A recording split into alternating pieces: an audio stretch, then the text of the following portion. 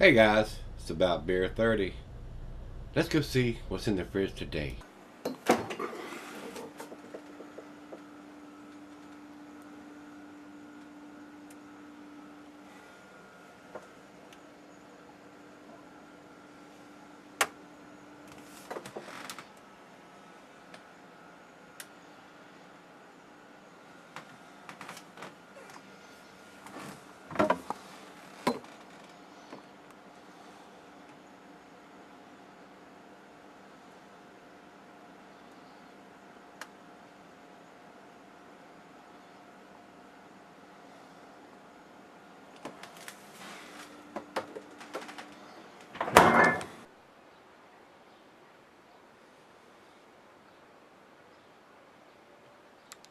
Hey everybody, thanks for stopping by Gregsbeerreviews today.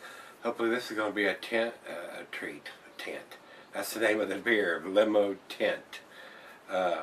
What this is a sweet stout, which is basically a beer that's brewed with lactose, and usually they're a lot on the sweeter side because the yeast cannot eat the sugars from the lactose, so that makes the beer a little bit sweeter. If you're making a big stout and you don't use lactose, it tends to be a little dry, and you get a lot of bittersweet chocolate instead of the milk chocolate sweetness. So we'll see what this is. I cannot get the Prairie Artisan ales here in Virginia, but I can get them in North Carolina. I can't get all of them, but I can get some of them. And I actually picked this up in Gregsbeer on the way back from Florida. So let's see what this one brings. I'm really looking forward to this. The Prairie Bomb I thought was very, very tasty. And according to them, the commercial description says, Limo Tint is a silky smooth milk stout aged on chocolate. This beer is creamy with a touch of sweetness. We took the raw cocoa that we used for the bomb to add big complexity to the smaller beer. Limo Tint packs big notes of chocolate, caramel, and oats, and is layered with a nice creaminess from the lactose. All these flavors combine to make a perfect milk stout. This is only a 5.65% beer, guys. I don't have the IBUs listed here for this one, and it says availability is brewed once, so I don't think it has a date on it. It's right out of the fridge and it is sweating. So I don't see anything on the label here telling me when, so I don't know how old it is. And it's hard to tell, being a stout, whether there's any sediment. It looks like it's got a layer of sediment in the bottom of it. So I don't know how old, or like I said, it brewed once, and I don't know when that was. So, and being a 5.6%, most stouts, the bigger stouts, are going to keep for a long, long time. But being a low ABV stout like this one at 5.65, I don't think I'd want to sell on this one more than a year or two at the most. So I don't know when it was done. So I had one of my subs say, I can't wait for you to try this and all this. And I said, let me look at it. And it was a 5.65, and I didn't see a date on it. So hey, it's time to do it, because I don't want to keep a 5.65% for 5 or 10 years. You don't want to keep a low ABV beer that long. I don't anyway. If you do, more power to you. I don't. I don't think there's anything else we need to talk about as far as that, so let's go over to the food pairings. And since it is a stout, it goes well with your chocolate dishes, and that's all it says here. Glassware, pint, becker, non-tumbler mug. I've got the Sovereign beer glass, and it says not recommended for extended cellaring, so let's get the damn cap off of it and get it in the glass and see what it's all about. And of course, they're out of Oklahoma, guys. Maybe one day they'll come to Virginia. I'm going to go down the center on this. Wow, I didn't pour very much of a head. And there is a lot of sediment in the bottom of it. Of course, that shouldn't be too bad. I mean, it's chocolate. It didn't pour hardly any head, man, and it's just barely covering the top of the beer. So, not heavily carbonated, and it is pitch black, guys. Not getting any light through the beer at all. So let's get a nose on this one.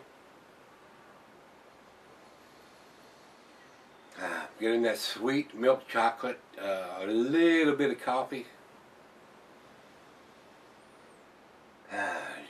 deep roasted malt,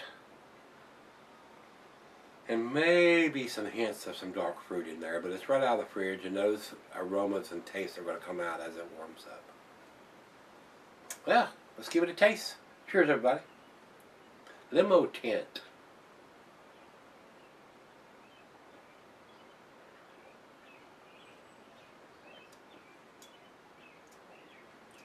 Very nice.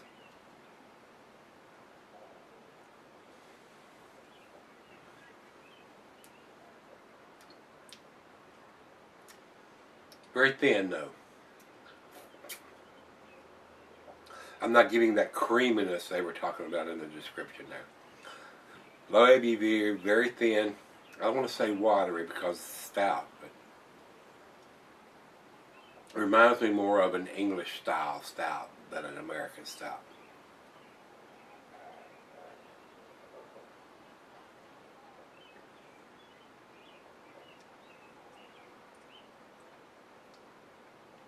Definitely not as good as the bomb.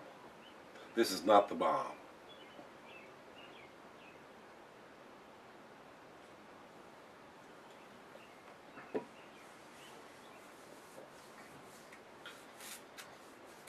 Just not getting the flavors that I was hoping to get out of this beer.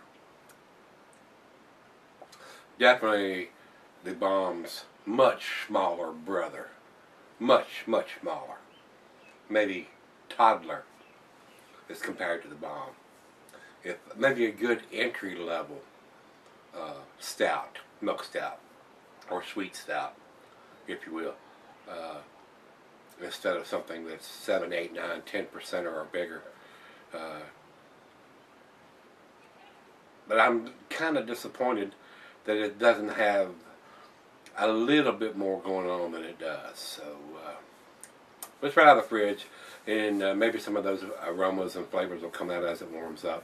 So let me take it back and let her sip on it just a little bit, and let me sip on it just a little bit, and we'll come back and do the final chug and grade, but not super impressed as of right now. Alright guys, I'm back. Got just a little left here. I wanted to look on the bottle real quick, see if it had any kind of dating on it, and I don't see anything written on the bottle anywhere. And a lot of times I'll do these beers and somebody say, oh, it's written here, it's written there. I mean, when I look through the light here on the tablet and I can't see it anywhere on the bottle or on the bottom of the bottle here, if it's that hard to read, it is what it is. I mean, you shouldn't have to have a magnifying glass or anything like that to be able to find a date on the bottle. This is a low ABV stout at 5.65%. Was not overly impressed with this. Kind of disappointed because the other stuff, the bomb and the other stuff that I've had from them has been pretty impressive. This is definitely an entry-level stout in my opinion. If you've not had one before, this may be a good one to step into, because to me it's a little on the thin side, it's a little on the watery side. There is a nice sweetness to it from the lactose they've used, but it's not got big, bold flavors anywhere. Slight hints of some dark fruit, not much at all. And big roasted malt is definitely there. And if you look hard, you might find some hints of some coffee or some tobacco in there, but basically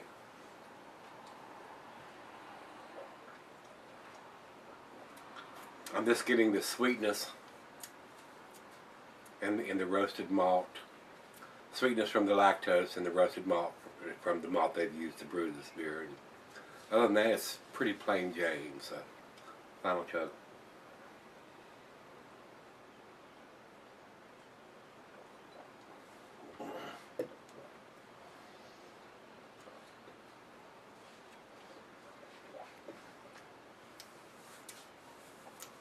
Very easy drinking, I will say that. Not getting any of the alcohol, but not a lot of stout-like bold flavors. And as far as creaminess, I'm not getting that at all. I'm not getting that at all. So, was a little on the disappointed side with this. I was expecting something a little bit better than this from these guys there at our Prairie Artisan. Good transitional beer if you're trying to get into the stouts. This would maybe be a good one to pick up. A lawnmower stout, if you will. Guys, to me, this is a 6. I'm going to give it to B. It's definitely not an A. And I probably should even give it to 5, which is a B minus, since it has no date on it anywhere. So, just my opinion. Wasn't overly impressed with this. Probably would not pick it up again. Beer Advocate says 81 in the good range. And Rate Beer says 83 overall, 64 in the style.